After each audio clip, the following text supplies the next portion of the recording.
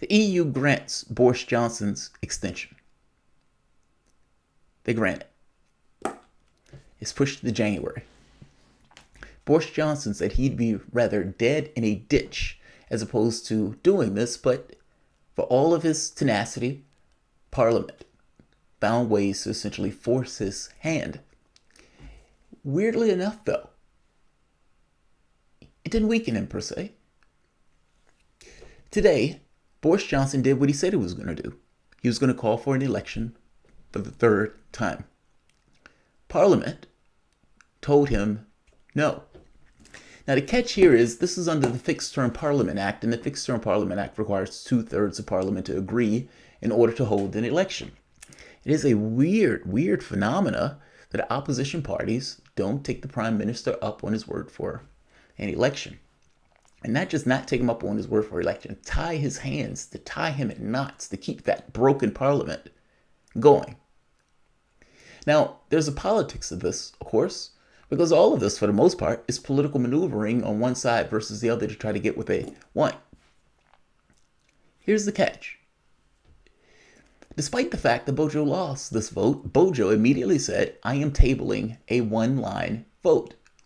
That one-line vote will call for an election on December 12th, but made room to work with the other parties if they wanted to change the date. And since Brexit has been pushed to January, what is the excuse to not have the election?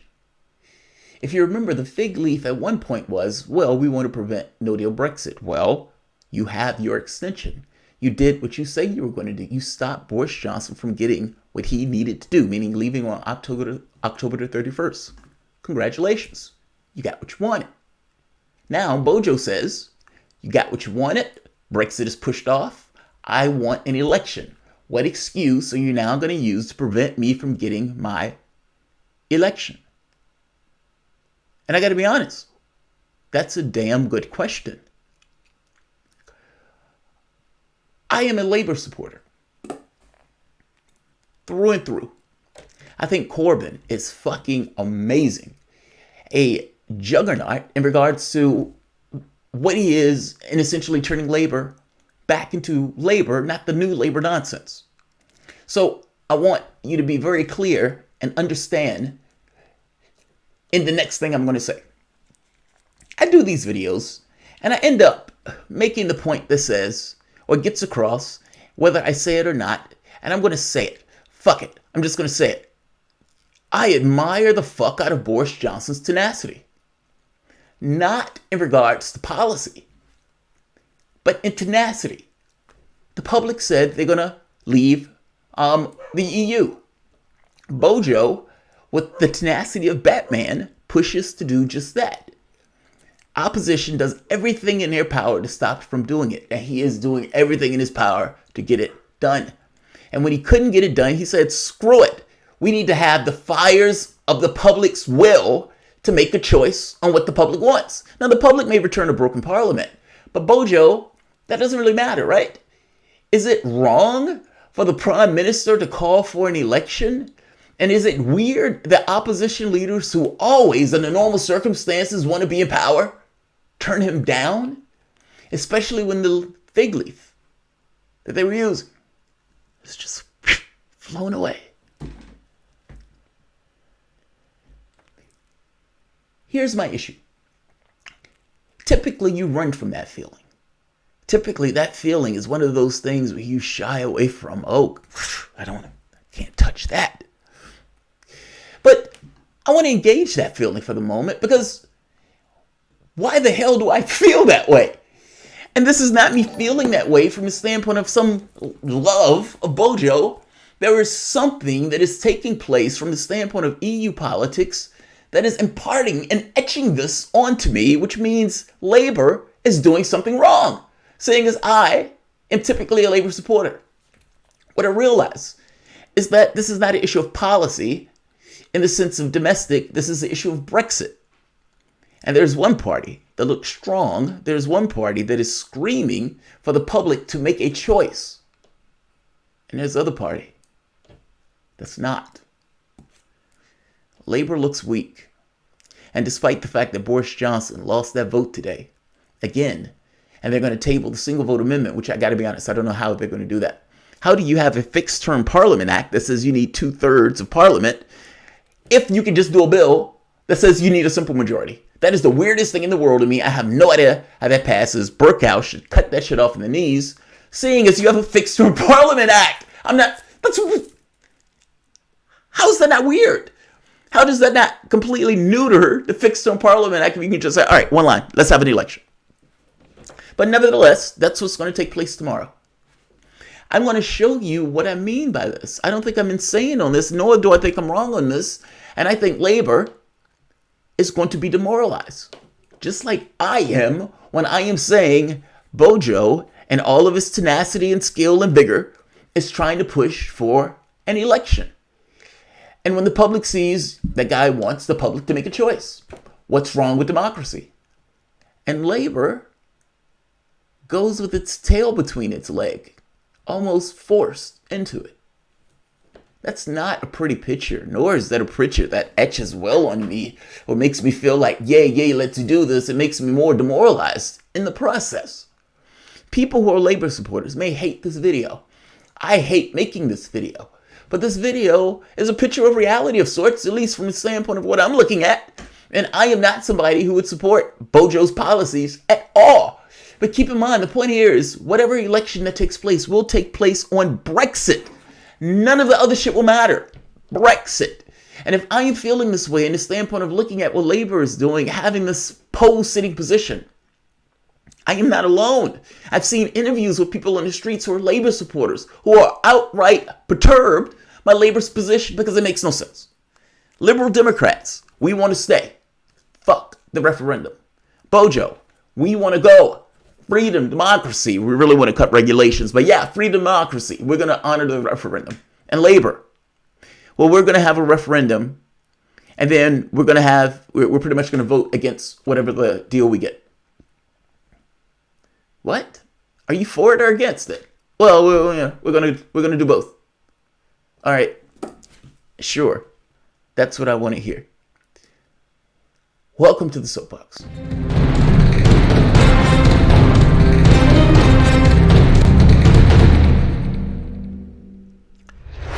My name is Jamarl Thomas. This is the Progressive Soapbox. Guys, if you dig this content, please like, share, subscribe. You can always support PayPal patron. I am going to show you just a few scenes from what took place today.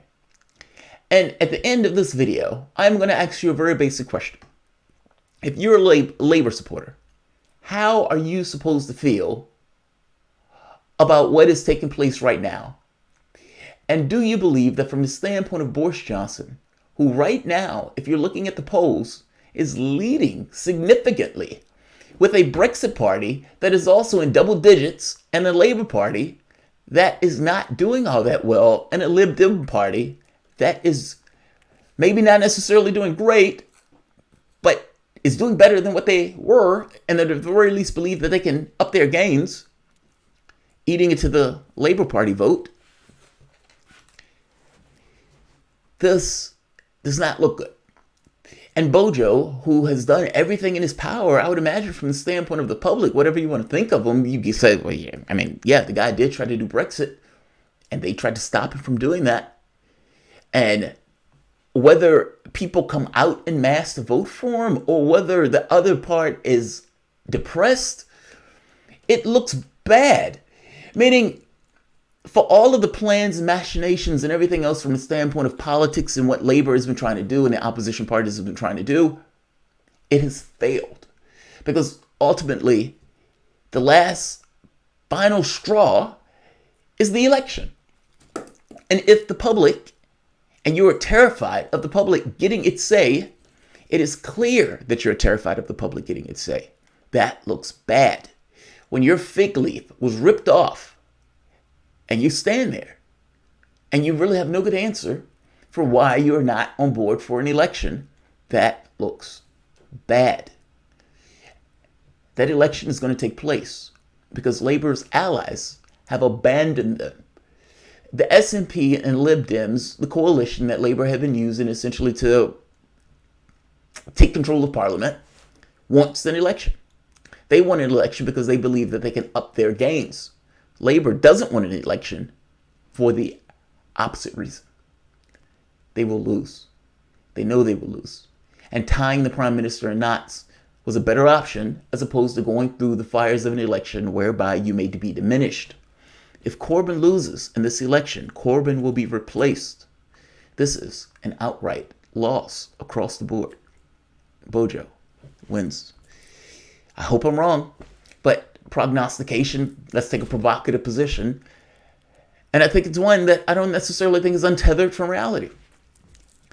You tell me, this took place. He can run, but he cannot hide forever. Across Parliament, his supposed allies are deserting, and the SNP, I now read, are in favour of an election. And the Lib Dems are in favour of an election. What an incredible state of affairs, Mr. Speaker. That there is one party tonight that is actually against a general election. There is one party that does not trust the people of this country, Mr. Speaker. Point of order, Mr. Speaker. The leader of the opposition, literally and figuratively, has run away from the judgment of the people for the third time, Mr. Speaker. He's turned down our offer to get Brexit done, in spite of the fact that he and every member of his party stood on a promise to deliver Brexit in this Parliament. And I think, frankly, that the electorate will find his behaviour utterly bewildering. But as I said when moving the motion, we will not allow this paralysis to continue. And one way or another, we must proceed straight to an election.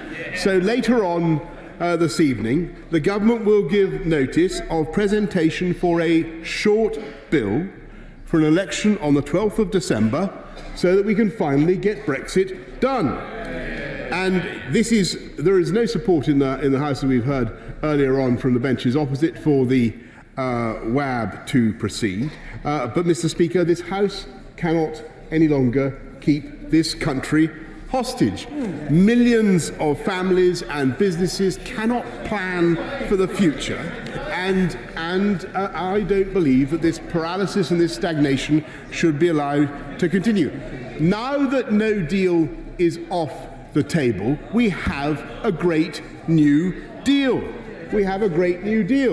And it's time for the voters to have a chance to pronounce on that deal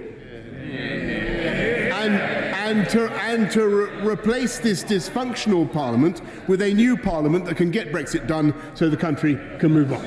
Thank you, Mr. Speaker.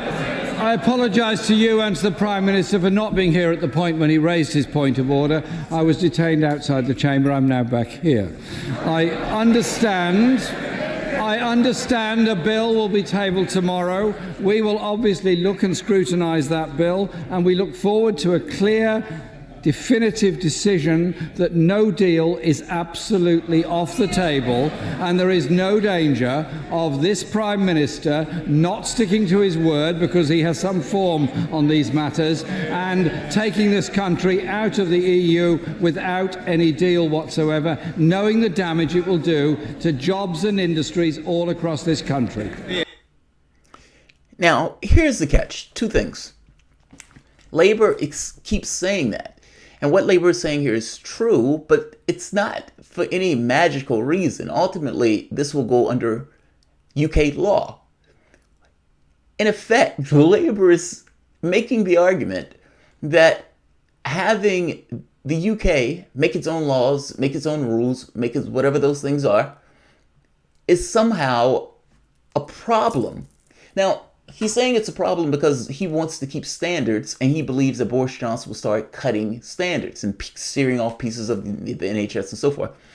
I think that is true. That is probably true. But it is a weird thing to say we want to remain under EU law and we don't trust the Prime Minister. And to some degree, we don't trust this own Parliament to be able to decide what those laws are. That's strange. I'm sorry. It's a weird argument, even though I understand why he's making the argument in the sense of the politics. On the second point, the SNP and the Lib Dems have abandoned him on this point. They just had a vote. Labour has effectively said, we don't want an election. If tomorrow they vote for an election, meaning the SNP and the Lib Dems join the Tories, with simple majority, to push for an election, and Labour says no, the public looks at this and says, Labour doesn't want an election. Why Labour doesn't want an election?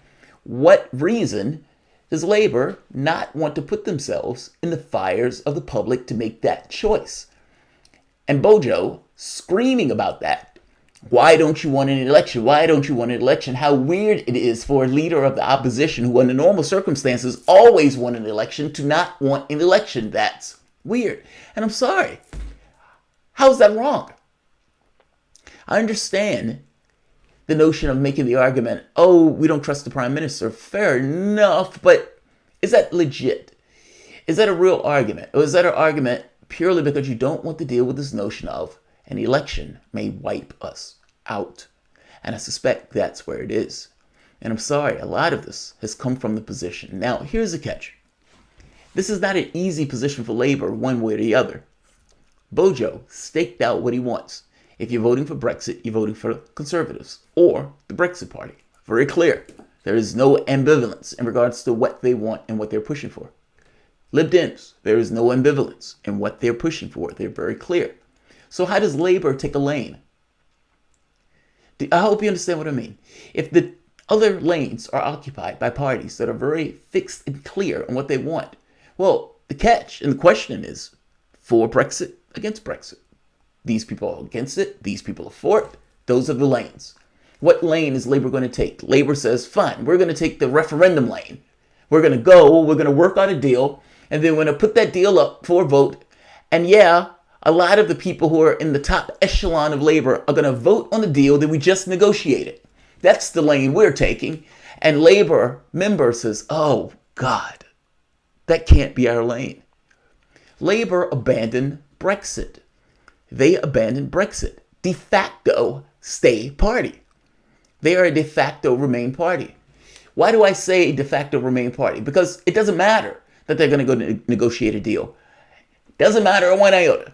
Because the top members are going to vote against that deal or lobby to go against that deal.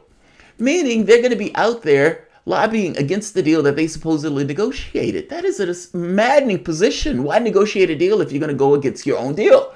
Now they say, well, we're offering the public a second referendum, but the referendum is the election. I hope you understand that. If the public puts you in office, that's the referendum, not the other stuff. The public is putting you there to do a job, and you are continuously not doing that job and bringing it over and over and over to the public for them to make a choice. Remainers don't want Brexit. They want the public to be able to vote it down with this notion of stopping Brexit, trying to wear the public down in regards to what the public decided that it wanted. Yes, this aggravates me to some degree. It aggravates me because the public chose. And you have all these people who say, we don't care what the public wanted. Meaning, this is not a democracy in any real sense of the word because we don't care. And you've left Tories, fucking conservatives, blue-collar billionaires arguing, we're the guys who are going to rah-rah democracy. That is not a good place. That is not a good place. That's all I'm saying. Bojo wins. If tomorrow they vote for that one-line bill, which again, I have no idea how that works when you have a 2/3 Parliament Act that seems to directly contradict that act. But okay, if they vote to say yes, and Labour votes no, and the SNP and Lib Dems join in with Tories, they may win that vote. And it looks like Labour was dragged to an election with their tail between their legs, kicking and screaming the entire way, terrified to go into the public to be determined on whether, they want you to keep your job. Explain to me why that looks good. Explain to me why that looks good. You're being dragged to the woodshed. Like, share, subscribe. Look,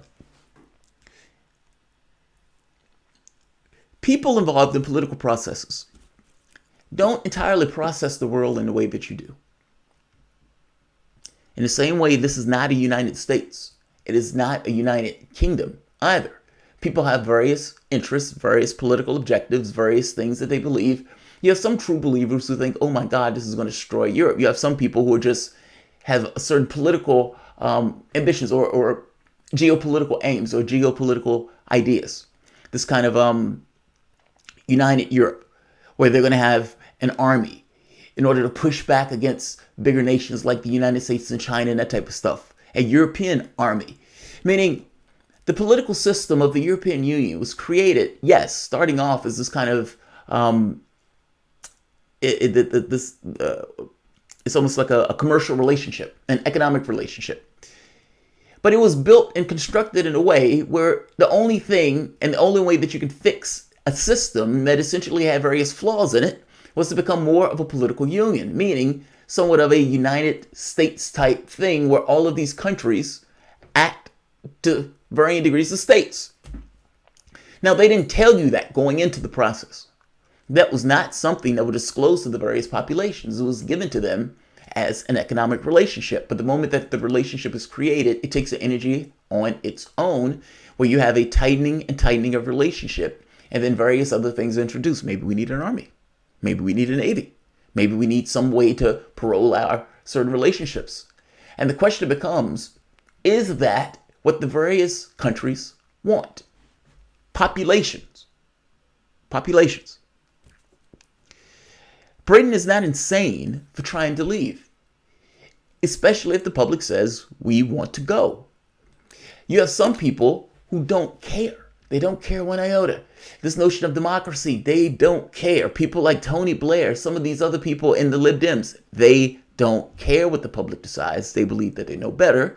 And democracy is only democracy when it gives them the total that they want. They will use all sorts of aims. They will use all sorts of things. They will use whatever trick by hook or by crook in order to stop Brexit. They're partisan actors. That's my point. Whatever they want to say about democracy and freedom and all this other stuff, it's nonsense. Ultimately, they are trying to affect their political ambitions. They want to wear the public down. They want to get anything that they can to stop and tie the prime minister in knots. Whatever prime minister that came up to try to push for Brexit, they want to stop and gum up the works. And the second referendum is a way of doing that. What is going to be on the second referendum? Is it going to say stay in Europe, meaning revoke Article 50? If it is, Brexit is done. Politically, they've essentially ran a campaign that did not care about the referendum. And under a fig leaf of new democracy, of, well, the people chose. Yeah, the people chose because you ran a political campaign to get those people into a different choice that you wanted, wearing them down along the way. It's a fig leaf of democracy, if it's democracy at all. The fact of the matter is, I would argue it's not democracy at all, since all of these other various political actors went out of their way to stop what the public wanted. I hate to tell you this. It sucks to make this point. I'm not a fan of Bojo. And again, I am stuck with this notion that I admire his tenacity. How can you not?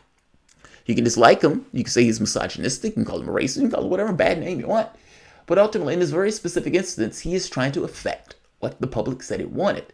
And for whatever reason he's trying to affect it, less matter. The public said they wanted it. A democratic process. Largest showing of voters in the UK. And Tony Blair says, blow that off. Screw that. Bojo wins this. If they vote tomorrow for an election, Bojo wins. Labour is dragged by the throat, kicking and screaming, crying and bellowing to an election. And that is not a pretty picture in the least. And I think that would have negative consequences in depressing the vote and the way that people perceive Labour in this process. This does not look good. Bojo wins. Like, share.